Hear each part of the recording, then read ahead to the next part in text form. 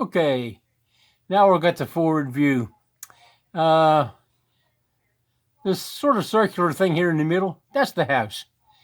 It's like 75 feet wall to wall here, between any two parallel walls. We have a barangay road up here at the top.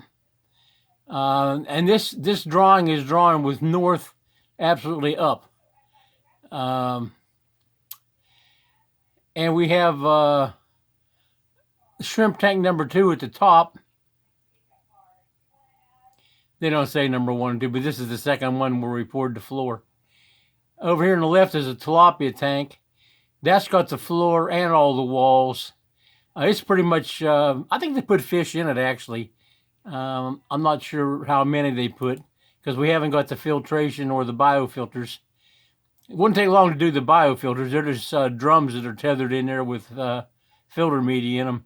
They sit over top of the aerators, so it's kind of self-contained. If you have air for them to breathe, then you can clean the water. We have a cistern here. It's 37,800 and some odd gallons. And it's got the floor and all the walls poured. It maintains 11 feet of water. The tilapia tank is about 10 feet of water depth. It's a deep water tank. This shrimp tank over here, the side walls are 5 feet, and we're figuring 4.5 feet of water, which is less than 2 meters. But it's shaded by the house. Most of the day, the house is taller than this in-ground tank. So if it doesn't shade it, we'll put shade. Well, we have to have a little bit of shade netting over it to keep wading birds from thinking they can land in there. Because all they do is spread their wings out and float on top of the water. They're there the next day when you go out there. So you have to pick them out. They dry off, they can fly. So it doesn't hurt them. Down here we have shrimp tank number 1. It's also only a floor like shrimp tank 2, but the rebars turn up where they're going to go into the walls. The septic tank is drawn over here. However, that's not where it is. I got to get an exact location for it, but it's closer to here. We'll just leave it red. It's kind of hard to see it, but it's a 5-chamber septic tank. This big digester is 5 feet by 9, and this one is 4 feet by 9, or 4 feet by 8. And this is one kind of digester. It's aerobic. This one's anaerobic. It's an enzyme. This one's a bacteria eliminator with UV lights and all that. This is the overflow that you would pump the water to your garden or whatever. And this is a standpipe, which makes for the 5th chamber. Until the water gets that deep, it doesn't go anyplace. But when it does get that deep, it flows down into the standpipe. And underneath the septic tank, for the full size of whatever that hole was we dug with the excavator, that's 25 centimeters of 3/4 inch stone. Got a sheet of polyethylene over so the concrete didn't get in the stone when the floor was poured. But in any event, that's where the septic tank is. The thing we're trying to locate is this enclosure for the solar panels. There'll be 24 solar panels. They're shown on another video and the mounting and all that. But the reason we have these walls and foundation around the outside is because we've had the property set on fire 5 times since 2014. Burnt the whole place. This last time didn't burn the front. I don't know why. Just I guess the wind changed. But it starts at our property line, so somebody's just lighting it. I don't know why. Anyway, we can't have fire and solar panels. They just don't mix. So we're going to put a concrete wall around it and a concrete floor in it. And it does 2 things. It's fire protection, of course. But the other thing is when we have typhoons come through, normal hard storms, the wind comes like across the house, comes down this way towards the south, north to south.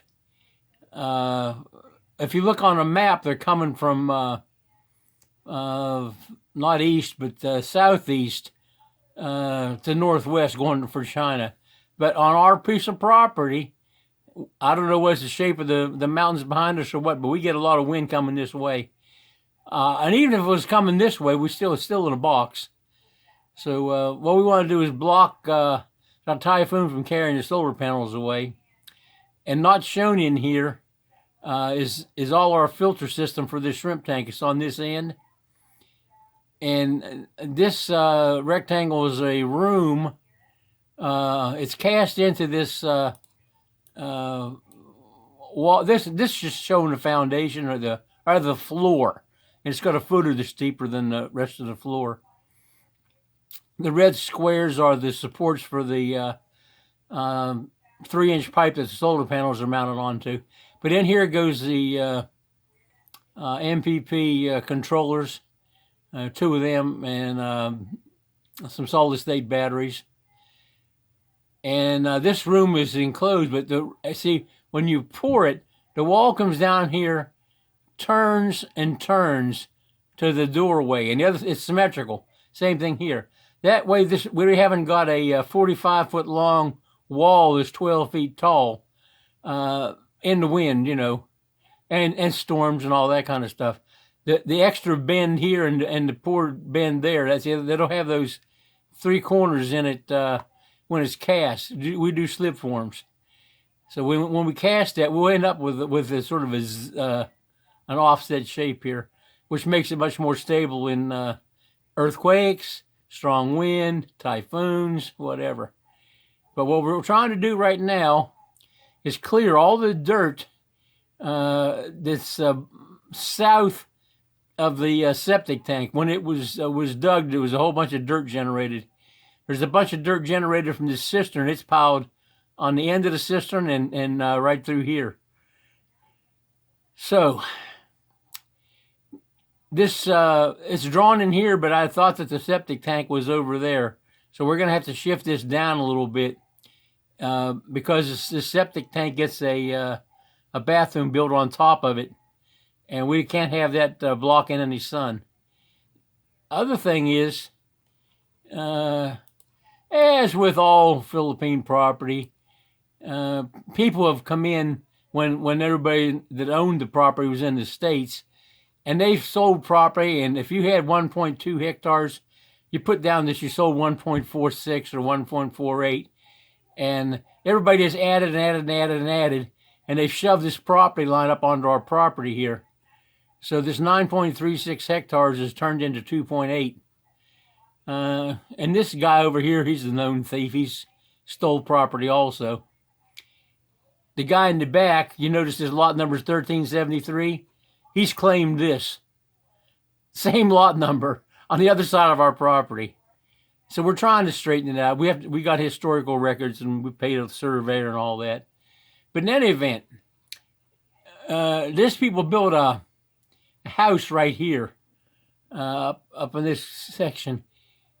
And I'm kind of thinking it might actually, part of it's probably on 1338.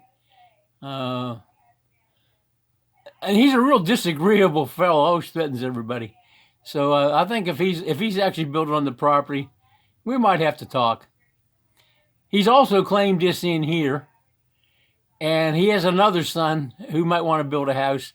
And if they come up and put it in this corner for some reason, I can't have my solar panels right next to that property line because they'll shade me out. So I've got it over here taller than the roof of a 2-story house. And that's why it's so far over. Also, it hides it from the road. It's not quite so obvious you have something worth stealing back there. But this is the shape of the property. Kind of it's actually, it goes from, we think, this point to this point. People that harvested rice off of this property when it was a rice farm say that there's a perfectly straight line back to the back. It doesn't really end right here. somebody's claimed this here because there's a pond there. They've enlarged it and greatly improved it since they took it over. But this guy in 1373 has claimed that piece of the property just to get the pond, which was already existing. It was a small pond, now it's 4 times as big. And he does a nice job. It looks good. You know, it's all right. And we're not going to use any of that back there. We have my wife's twin sister and their brother Nass. They each own thirds of this. So we you know, being that we are going to build, because we're actually building, we put it next to the road. It's also the highest point on the property. If we have some kind of huge wave comes in off the ocean a quarter mile from us, I didn't want to be underwater too awful long. So this is 25 feet higher than it is in the far corner down here. And we bought, there's a house here, we called it the caretaker's house. It was the people that were farming the property for her father. And they have property rights because of the Marcus thing they did back in '83. So we had to buy that house. We bought their rights to farm the property, but because they hadn't farmed it except for maybe 2 or 3 little paddies right here, they hadn't farmed it in 8, maybe 10 years. They're 70-some years old. They're too old to deal with that. So we bought the rights for the farming on the property from them, which was theirs to sell. And then they said, well, what about our house? So we just paid them what they said it was worth. And that's what we gave that to our foreman and one of his brothers. They live in it. And they've expanded it. It's about twice the size it was. Anyway, we're going to be talking today about dirt. Dirt piles here and dirt piles there. We got to get the dirt pile that's down here to someplace else. We're probably going to move this solar panel down until it's sun clear of sunrise and sunset clear of this because it can have a little bathroom built on top of it. We don't want to give away any sun just because we placed it the wrong place. But I got to get rid of the dirt piles so I have a flat place to put this concrete. We're pouring concrete during the pandemic because they don't need any help from us to how to do it. They built this house. They didn't know anything about concrete when they got there. They didn't know what you put in the mixer. They were fishermen and people that turn reeds into some kind of panels you use for a roof. I'm not sure what they call it. But they wove these reeds into roofs and it did fishing for other people, worked on other people's fishing boats. So they've learned everything pretty much from us, the way we want to do it. It's the only way they know to do it. So we're completely comfortable with them pouring concrete.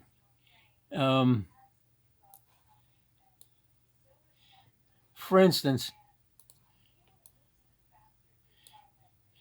this is the rebar for the solar panel. The bars here, they go across the floor and bend up the wall. That's a complete bar. And that would be the blue ones. The black ones, they only 2 inches short of 4 feet. That's the slip form height. And they go over to here where you see it. The same thing with the ones on the end. The black ones are cut off about 2 feet. They still got 2 feet of overlap, but we don't need that 2 feet.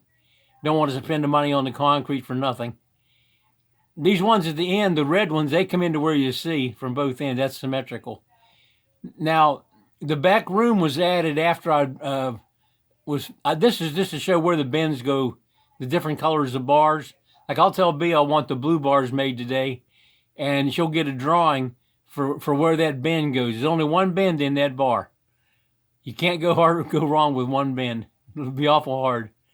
But this is a 11-foot high wall in the back. It's a 4-foot high wall in the front. And we'll put rebars in by hand on this. There'll be a diagonal piece of concrete over here in the end. but we're probably going to slip these bent bars back to be the back wall of that of the power room, and so that'll give us the 90-degree bend here and a 90-degree bend, and then we'll make a 90-degree bend and put the door back there, and that door will face bedroom 1, 2, 3, 4. It'll be behind bedroom 4 or 5. I think mostly behind 4. So that's what they're going to do is this. We're trying to figure out where we put this piece of concrete. We're pouring floors because it's labor intensive. It takes a bigger crew to pour the floor. We employ more people.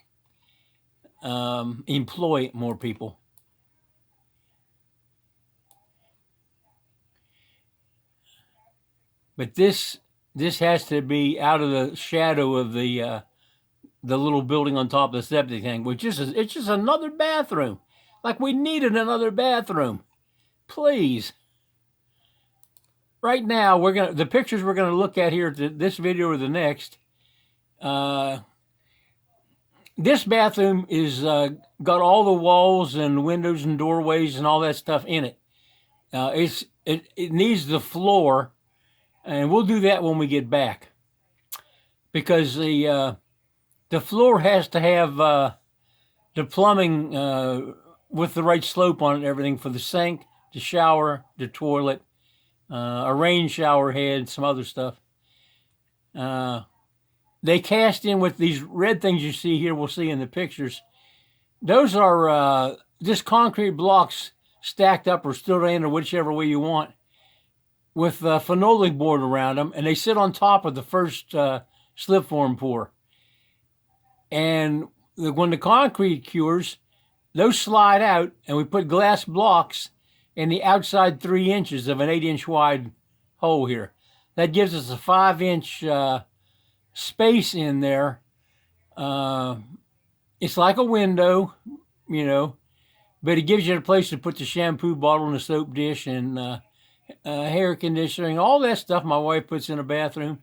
Well, everybody's got those bottles of this, that, and everything. So we have here one there. We have a tall one here that's also in the shower end. We got one over here next to the toilet for whatever goes over there. And this is the vanity thing. It's drawn in that shape just because I felt like drawing that shape. It's actually going to be round. We don't pay 37,000 pesos for a Frankel sink. What is that?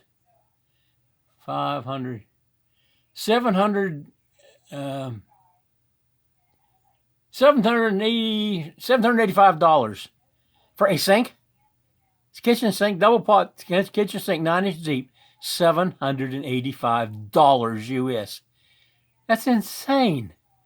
It's too big for me to ship one from over here. And then the plumbing fixtures wouldn't fit it anyway. I'd send that anyway. So what we do is we buy stainless steel cooking woks from a place called Sky King. It's a chain. They have several stores. But the Sky King, it's a department store. It sells about everything. But a 32-inch wide, 9-inch deep wok is 1,100 pesos. That's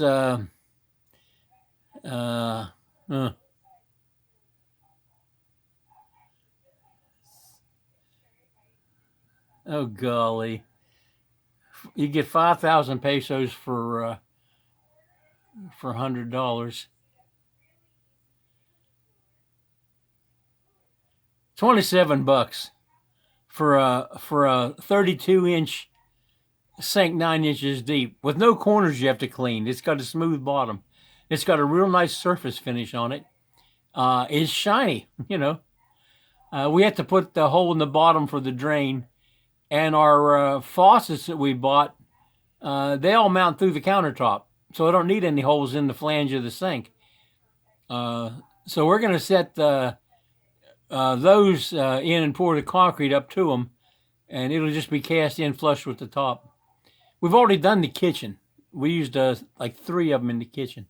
Anyway, what you're going to see in the video, which is coming up, I think I'm going to make a separate video, because otherwise they'll both be too long, and nobody watches them anyway. But they really won't watch them if they're half an hour. I can tell from the view counts. I do look at that once in a while, you know. And I've got like 11 comments in the last year, so I know 11 people have watched them enough to talk about it. Anyway, this is a bench inside the shower. There's a bench in all the showers. There's 1, 2, 3, 4, 5. There's 5 showers and 7 toilets on this floor. And yes, that's crazy. But you know, my wife gets what she wants. I don't argue with her. She's in charge. She manages to make us pay for this out of our Social Security.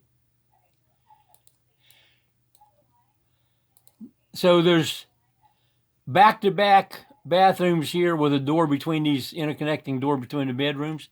Same deal here. It's an in-suite bathroom for this bedroom, one for that, an interconnecting door in case family with children is visiting or something. I don't know what she's got planned on that. There's a non-bedroom bathroom here. This is what we call a spiral staircase room, because it's got a spiral staircase. And it's got a table over here to fold clothes on the wall over between the master bedroom. There's a window here into the master bedroom. Is that correct? No, this window's not in that wall. This window's in the next wall. There's no window there. This window is actually here. Yeah, it's next to the hot tub. So this, I don't know. I think that between the time that we started outfitting the rooms and the time we drew the floor plan, there was a change to put fire doors in to suit the fire department, and this just never got moved. It's in the wrong wall. Because we had this exterior door, but that was a hall at one time. Anyway, they didn't like the no secondary means of egress, and that failed the building permit. So we added 10 doors to the house, which already had plenty. Had 16 doors already, but we added 10 more. This bathroom,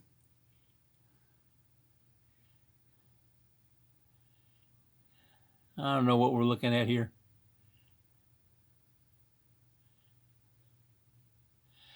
I see that there's measuring points, but I guess it's measuring the door opening, because the bathroom is surely not 32 inches wide. I don't know if this thing is set to inches right now or centimeters. The bathroom's 42 inches wide. This is one of those skinny Filipino bathrooms you see everywhere. It's got a shower in it. It's got a sink. It's got a toilet. It's general use for people that are in the house but don't have a bedroom assigned to them. Company from the living room or dining room or something like that need a bathroom, there's a bathroom. These are 2 of those, there's even bigger walks than the ones in the kitchen. They go here. This is a pre-soak and a small laundry kind of thing. And this is the Maytag washer and dryer. We're going to try to stack the things up, both of them front loaders. I don't know how that's going to work. There's not really another place to put them in this room unless I put the dryer over here. And if it's a front loader, I could put this concrete top over top of it and put it in there. But you have to carry the clothes that way from the washer across the room to put them in there. Or throw them up on top of it and then put them in there. Sounds like extra work for the house girl to me. And she's relative. I don't want to press the point that she's the house girl, because we're related to her. Right now she does dishes and that's it. That's fine. She won't use a washing machine. This is another bathroom. This is the master bathroom. This is my personal bathroom over here. It's got a toilet, sink, and a door. And that's all it needs. This is my wife's bathroom. It's got a toilet, a sink, some kind of a cabinet here. I don't know what it does. It's got shelves and stuff in it. There's a bathtub, a jacuzzi bathtub. She wants a soaking tub. This is a tile surround on the end of the tub. And that's put there. It lifts off, actually, because all the plumbing for the bath and stuff has to come up from someplace, and you have to have access to it. So it comes out of the floor in this corner, and it's hidden underneath of this. And we may put a front on it, and we may not. Me, I'd leave it off, because I've worked in maintenance before. These squares on the floor, that's where we have groups of pipe come up. There's 1, 2, 3, 4, 5 along this wall. There may be 2 or 3 water supply lines. There's at least a 3 and 4 inch pipe to the out here that goes around underneath of this gutter out here. That's our gray water and black water. And there's a gray water drain from the shower. This is the shower.